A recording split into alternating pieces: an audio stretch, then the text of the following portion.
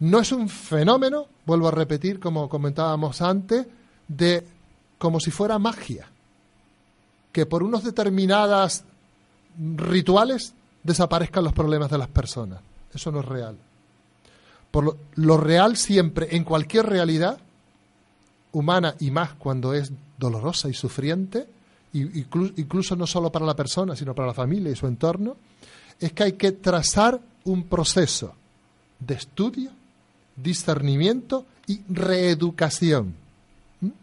O sea, no es un proceso de un día, sino un proceso largo. Primero, por el estudio que hay que hacer.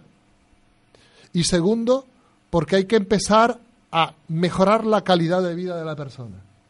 Y cuando mejoramos la calidad de vida de la persona, como comentábamos antes, es en todas las dimensiones. Tenemos que preguntar cómo estás viviendo, qué grado de felicidad tienes, qué dificultades tienes familiares, profesionales, cómo está tu vida de pareja, cómo afrontas lo lúdico, etcétera, etcétera. Quiero decir, con eso estamos reorientando la vida de la persona en lo más vital de esa persona. Tenemos que pasar a niveles psicológicos. ¿Cuáles son tus miedos? ¿Cuáles son tus traumas, tus temores? ¿Cómo los manifiestas? Tenemos que pasar a la parte de concepción. ¿Cómo entiendes? ¿Cómo formulas tus problemas? ¿Con qué categorías?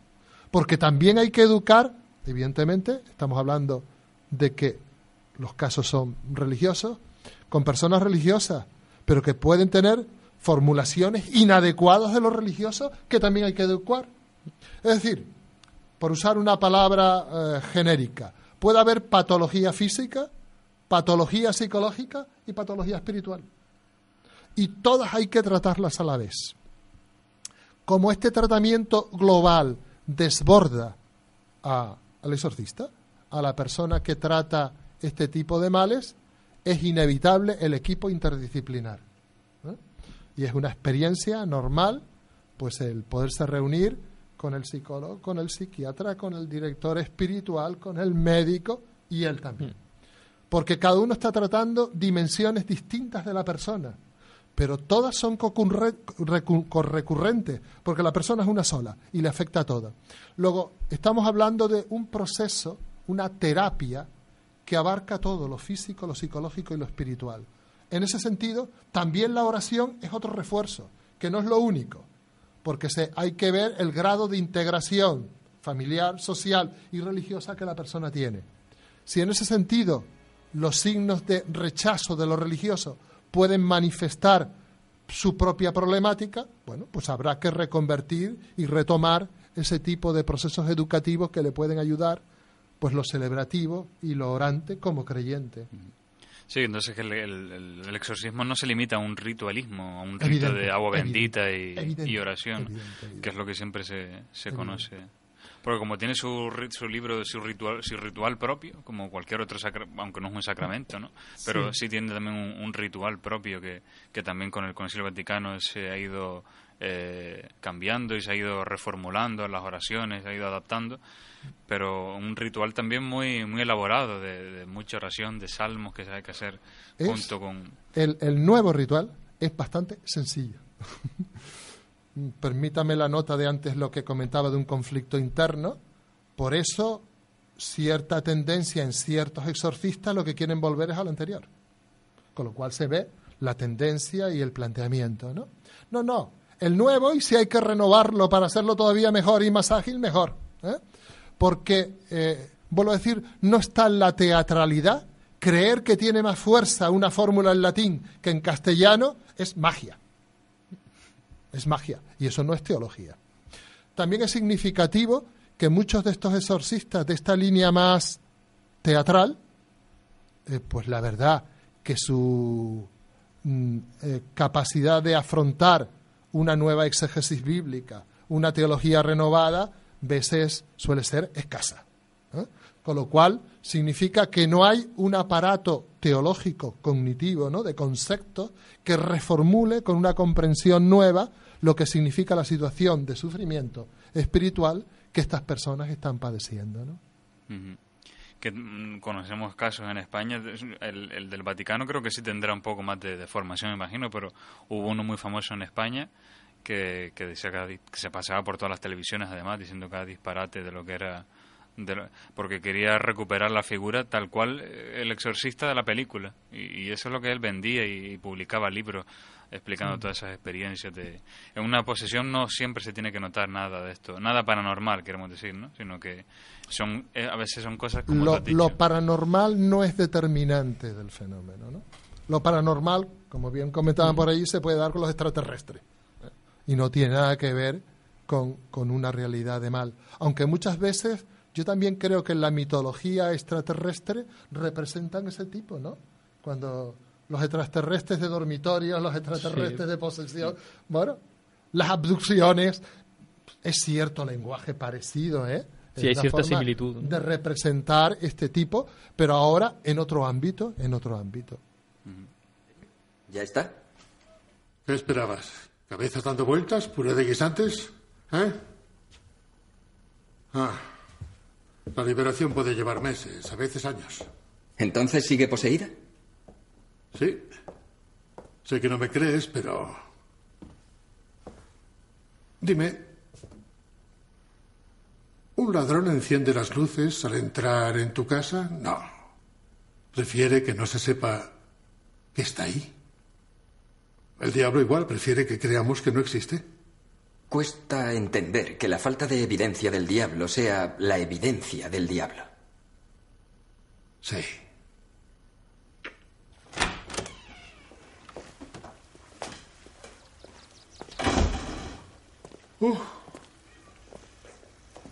Lo interesante de los escépticos, de los ateos, es que siempre estamos buscando pruebas, una certeza. La pregunta es, ¿qué haríamos si la halláramos? ¿Haríamos? Sí, hay veces que experimento una absoluta pérdida de fe. Días, meses en los que no sé en qué demonios creo, en Dios o el diablo, en Santa Claus o Campanilla. Pero solo soy un hombre débil. Nada puedo. Pero hay algo que me va arañando y hurgando por dentro. Como la uña de Dios. Y al final no soporto más el dolor y salgo disparado de la oscuridad hacia la luz. Algo así. Ex umbris et lucem. Ya está bien de filosofar por hoy. Si tienes más preguntas, ya sabes dónde encontrarme. Esta es la aportación del exorcista experimentado que de momento se sentía, era una visión muy humilde, ¿no? De lo que es un... No, pero fíjate qué diferencia de potencia teológica de lo que decía el padre Merrin a lo que dice este hombre, ¿no? Yo soy ateo y no busco pruebas de Dios, ¿no? Es decir, si eres ateo no busca pruebas de Dios, y un escéptico probablemente tampoco busque, si es tú y yo lo hemos hablado, hay mucha gente que le da igual este tema.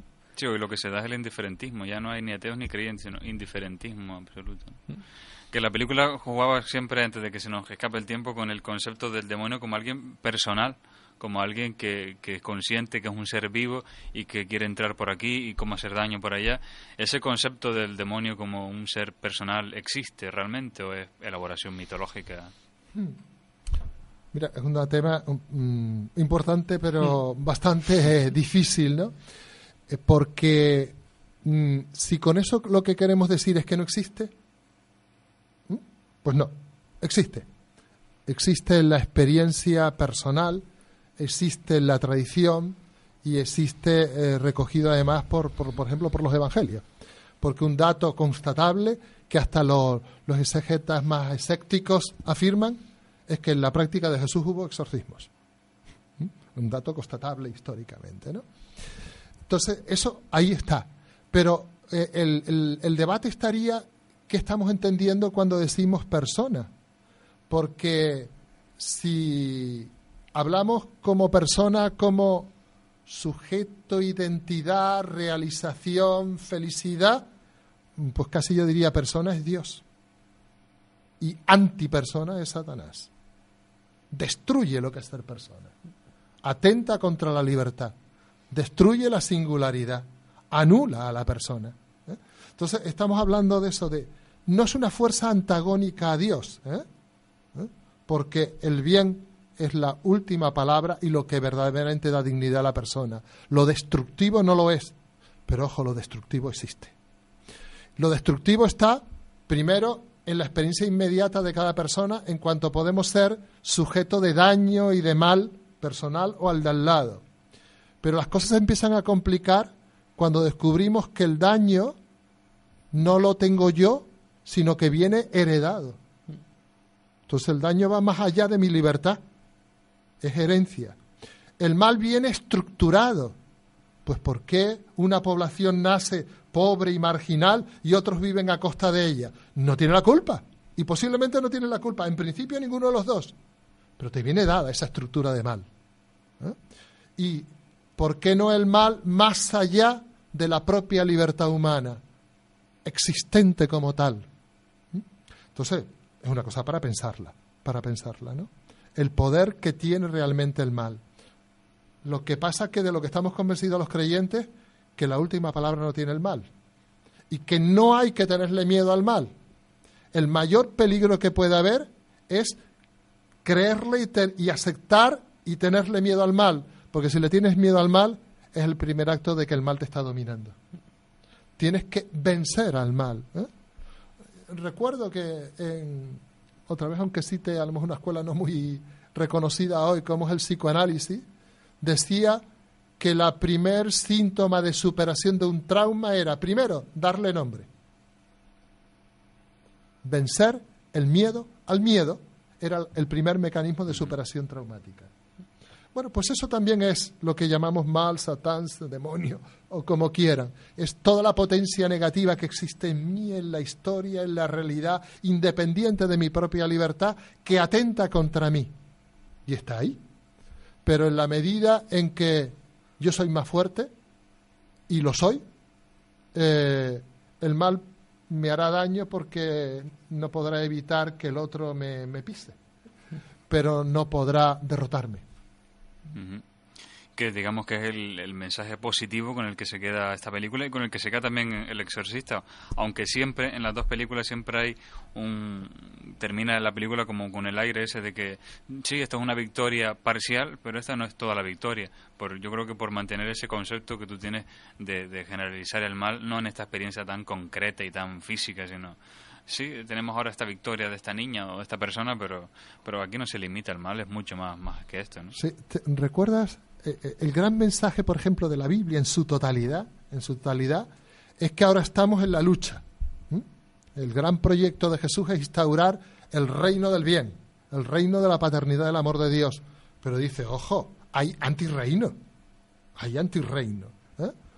Y ahora el antirreino está siendo vencido, que esa es la experiencia radical de Jesús de Nazaret. Pero dice, pero solo hasta el final es cuando el mal será vencido definitivamente. Mientras no lo es. Esta historia está condicionada por la propia estructura de mal. Pues hasta aquí, amigos oyentes, y hasta aquí Iván y José Antonio, muchísimas gracias por haber venido, por estar con nosotros previo a la Semana Santa, hablando de estos temas que siempre interesan porque no se sabe muy bien por qué, yo creo que por lo que tiene mucho, pero no se dejan de hacer películas, como no se dejan de escribir libros sobre Jesús, sea del signo que sea, tampoco se dejan de hacer películas de este tipo. Es un tema que siempre sigue apasionando y que sigue convenciendo y que sigue llenando las salas de cine, ¿no? La próxima semana no tendremos programa por ser Semana Santa y por tener la programación especial de esta emisora, y nosotros nos volveremos a encontrar en la próxima semana de Pascua, semana después de Semana Santa, y estará con nosotros la periodista Rosa García Caro, periodista pues que ganó el premio, el micrófono de oro, creo que es, por el mejor programa de las madrugadas de la radio española en abc.radio, una emisora que, por cierto, ya la han eliminado, una emisora que por víctima de la crisis se han ido a la calle 162 empleados, y rendiremos homenaje a esta emisora que tenía uno de los grandes programas, uno de ellos, el de las madrugadas para estos oyentes de la radio nocturna, lo llevaba esta periodista. Y bueno, pues que nos hable de esta crisis de esta emisora y de ese mejor programa que siempre ha acompañado las noches de tantísimos españoles. Amigos, buena Semana Santa y nos volvemos a encontrar, como digo, dentro de 2 semanas. Cada mañana sale el sol con el sol, ilumina tu día sonriendo. No hay sueños rotos, no hay decepción. Cada mañana sale el sol. Levanta la cara bien alta y gritando.